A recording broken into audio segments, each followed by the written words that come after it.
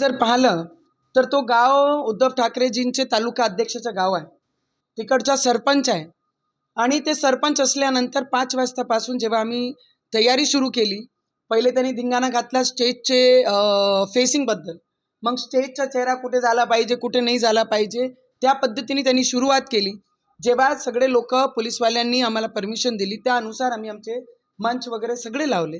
त्याच्यानंतर जेव्हा त्यांना वाटलं की हे सभा नवनीत राणा काही पोचून नाही राहिली, कारण की मी 4 तास लेट होती त्या सभेमध्ये, आणि आमचे बाया जेव्हा येणं जाणं करत होते त्यांच्यावर सिटी मारत होते, त्यांना अपशब्द बोलत होते, त्यांना हुटिंग करत होते.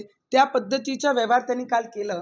आणि स्पष्ट आहे की ज्यांचे तालुका अध्यक्ष आहे आणि आज उद्धव ठाकरेजी हे बाळासाहेब उद्धव ठाकरे नाही, हे जनाब उद्धव ठाकरेजी झाले. आणि याच्यातून स्पष्ट काल दिसलं की त्यांची जी चिड होती आम्हाला घेऊन, आमच्या विचाराला घेऊन, ते स्पष्ट काल त्याचं एक दृश्य पूर्ण महाराष्ट्र आणि देशाने दिलेलं आहे.